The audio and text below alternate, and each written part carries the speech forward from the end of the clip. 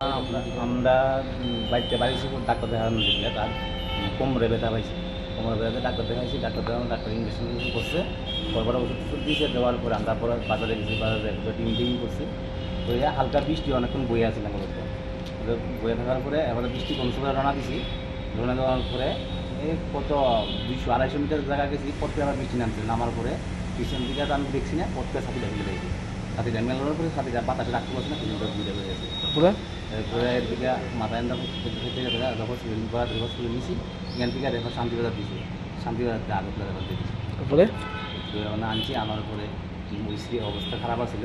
তারপরে রাত্রে রাত্রে মারা গেছে। কি নাম? নাম কি আসলো? নাম রাকেশ। বয়স কত? বয়স তো 2 বছর। আপনার নাম কি? আমার নাম আশিস। বাড়ি কোনখানে? ভাই দুর্গাপুর থানা? থানা রাজনগর। বিয়ে হয়েছে কত বছর? গিয়েছিলেন 7-8 ছেলে মেয়ে? মেয়ে একজন। আপনি কি করেন? আমি রাজমিস্ত্রি আছি।